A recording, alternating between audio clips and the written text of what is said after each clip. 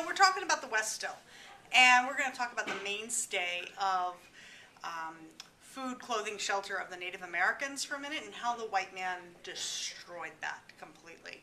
So bison, buffalo, similar. There are tens of millions of them in the Great Plains prior to the Civil War, when the white man first stepped foot on the North American continent. Tens of millions of buffalo. They were just everywhere. And they were a mainstay for Native Americans. Like I said, clothing, shelter, food source. They used every part of the buffalo, and they really sort of revered their presence on the plains and only took what they needed from the population.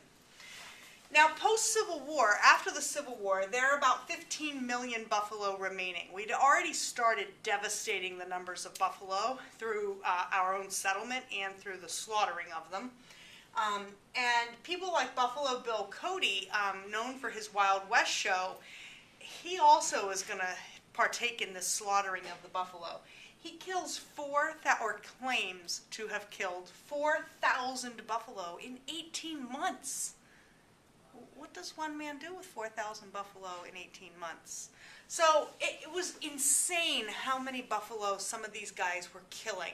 And killing them for using their hides as like sort of trophy robes, eating very little of the meat. They would eat the tongues a lot of times, and that sort of thing, but very little meat was eaten from the buffalo. It's not like today where we have buffalo burgers available at Cabela's.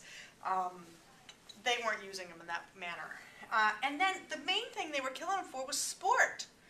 You know, just for the fun of it. You know, to see if they could. Say, I killed a buffalo. Well, that's great, dude. What are you going to do with it? They were killing them as they were riding across the train on the Transcontinental Railroad. These guys would sit on top of the train, literally on top of the cabins, and they would shoot the buffalo as they stood in the plains.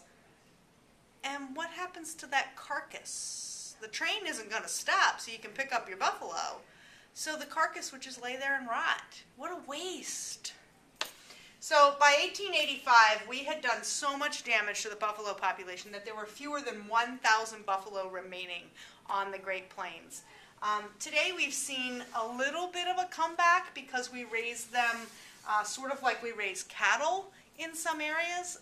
Ted Turner's a huge buffalo rancher, and they raise them now and use them as a meat source in a lot of ways, just like we do cattle. So, I've never eaten buffalo. I wouldn't know what it tastes like. Haven't had it. So, reform for Native Americans. Now, who's going to work to reform the lives of Native Americans? Because certainly there needed to be some reform done. Well, one of these people is Helen Hunt Jackson, who had a very tragic life herself. Her husband was died, or she lost 2 children early on. She really had this horribly tragic life. And she writes what's called A Century of Dishonor. And that book was about the white man's disgrace of the Native Americans, what we have done to them and dishonored them. And it really sort of brings to the forefront the struggle that the Native Americans have had. Native Americans get very little respect from both those who want to or claim to be reformists for them and those who are against the Native American. They get very little respect from either party, to the point where we as a government banned the sun dance because we felt like it was threatening in some way. The Battle of Wounded Knee, which was basically the end of the Sioux tribe altogether, was fought over the fact that they did the ghost dance. It scared us. What? Then the U.S. government passes the Dawes Severalty Act, and that's in 1887. And what that says is we're going to establish family pods of Native Americans, and we're going to give them 160 acres of land as a family, and if they behave, we'll let them keep the land and give them citizenship. So there were all these conditions on whether or not they could have land. I'm sorry, remind me again, who was here first? In 1924, the U.S. government finally recognizes Native Americans as citizens and grants citizenship to all Native Americans. Now, the mining and the beef industry.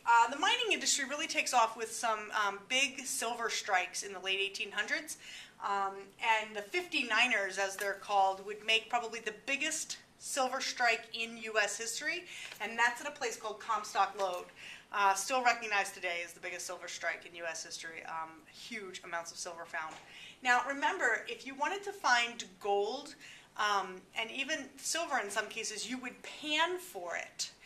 Where you would get like a sifter out, you would go to the bed of a river, and you would get the silt into your sifter, and you would pan for it. You would wash out all the granules, the small granules and so forth, and if there was something sparkly in there, it might be gold. That's the way it used to be done. Well, now it's all mechanized. By the mid to late 1800s, they start mechanizing mining.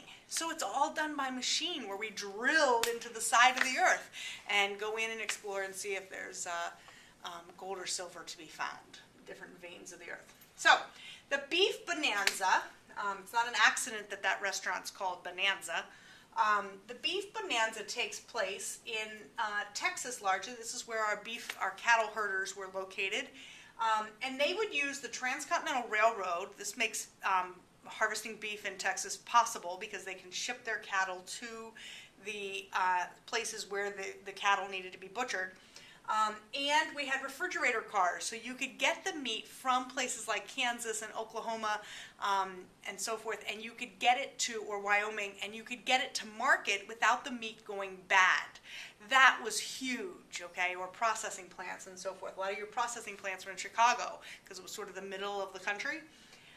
So the Texans would lead their cattle on long drives. They would go from, and long drives literally means they were really long, and they would drive anywhere between 1,000 to 10,000 head of cattle at a time, these cowboys. They would go from Texas to places like Abilene, Kansas, or Cheyenne, Wyoming, and that's where the cattle were basically brought together, harvested, like their beef was harvested, and then they were, the cowboys went back to Texas to raise more cattle. And the meat from these cattle would be shipped to places like Chicago for processing and distribution. Now, the cattlemen are going to run into some trouble because there are more and more railroads being built, eating up more land, and the railroads bring in the sheep farmers. And these sheepmen are bad news bears for the cattlemen because the sheep farmers, they lay claim to pieces of land that the cattlemen thought they already had. So there's a double claim on the land, and the sheep farmers start putting up fences to denote where their land is and to keep the sheep in. And these fences aren't, they're not like white picket fences, they're barbed wire. And barbed wire, as great as an invention as it was, as far as what its use was quite dangerous for the cattle who were used to just roaming on the open plain. And they would often get caught up in that barbed wire, and it could do quite a bit of damage or kill a cow, especially young ones.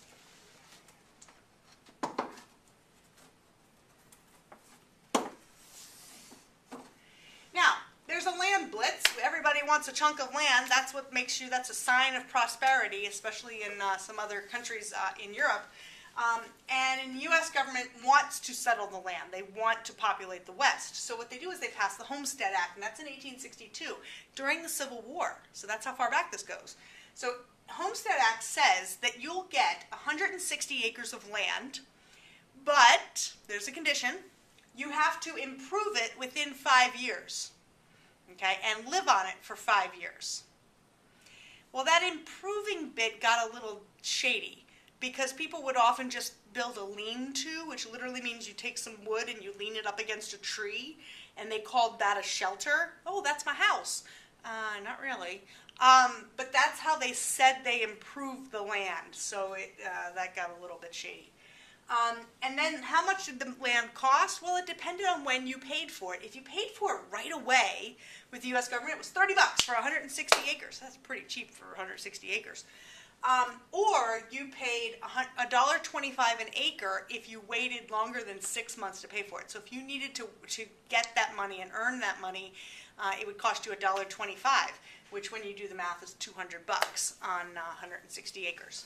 So How many people took advantage of this policy? About 500,000. 500,000 people took advantage of the Homestead Act and got land out west, which made the federal government very happy because they were able to settle 500,000 people out west.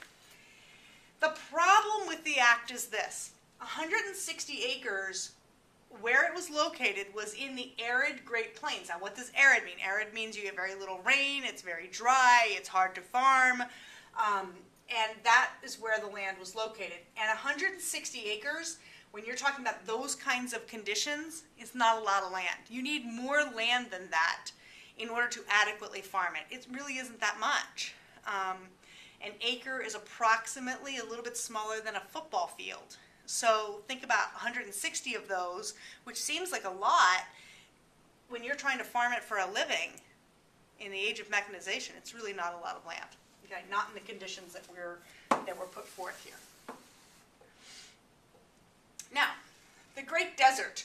That's what this land was called. The Great Plains were called the Great Desert because there wasn't a lot of rain falling and the conditions just were not right for great farming. So sod busters, as they became called, would go out and they would take the top couple of inches of the ground from the Great Plains, which were really thick, muddy kind of layers of land, but muddy but not wet, let's put it that way. And they would take that sod and you could literally pack it together like cement and literally build a structure with it. So they built their homes out of this sod, so they were called the sod busters. The 100th meridian, that's the vertical line of longitude that runs through the earth, right? And that 100th meridian runs basically from Texas to the Dakotas. If you were east of that line, you had good water, you had good irrigation, you could farm appropriately and adequately. If you were west of that line, it was very dry, it was hard to farm, became very difficult. John Wesley Powell, who was the head of the U.S. Geological Survey, basically said, waste of time. Farming to the west of that line is going to be very, very difficult, and you need to irrigate your land with artificial irrigation. In other words, you need to build an irrigation system to get water from the rivers to your land, or else it's not going to work. So that was his advice. Farmers did use a system of farming called dry farming in this day and age, and dry farming basically meant that you planted on a shallow level in the field so that whenever it rained, it could get to the roots, do what it needed to do to fertilize and help the roots grow, and you could go from there. But it had to be shallow farming. You couldn't dig real deep. Potatoes would never work. Carrots would never work. Those underground root vegetables, not working. But wheat turned out to grow very well there, and it's still today, wheat and barley are the mainstay crops of that area, breadbasket of the world. Now, lastly, growth. From 1889 to 1890, in 1 year, we see the addition of 6 new states. These are not territories. These were territories. They applied for statehood, and we see the addition of 6 new states in the Union: North Dakota, South Dakota, Montana, Washington, Idaho, and Wyoming. 1896, we see Utah join, so who's left out? Well, in the continental 48 states, that does not include Alaska and Hawaii, in the continental 48, only Oklahoma, New Mexico, and Arizona remained territories. They would come on board later on. Okay? By 1889, we have the Oklahoma Land Rush, and that was kind of a fun event for people, I suppose. So what they did was they said, we're going to have this land giveaway. You basically pay a small entrance fee, you line up on the line, and you can do whatever it takes to get to a plot of land in Oklahoma, and when you grab the flag that is planted on your plot of land, the land is yours. So 50,000 people line up on the starting line, and they race off in their horses, their buggies, some of them are just running. You didn't know what you were going to find in this mess. But the object of the game was to grab a piece of land that was A, large, B, had everything you needed on it as far as geographical features. You wanted good farmland. You wanted a water source of some kind. You didn't want it to be rocky or like on a mountain. Now we are talking about Oklahoma, so there aren't really mountains in Oklahoma, But you wanted good land features. So that's what people went for. It got kind of violent. There were some people killed during this because they fought over who claimed what. By 1890, the frontier is basically closed. It's done. We've taken all the land, we've divvied it up, people own it. The Native Americans, well, they didn't make out so well. But the frontier is basically done. We've basically exhausted the land in the continent.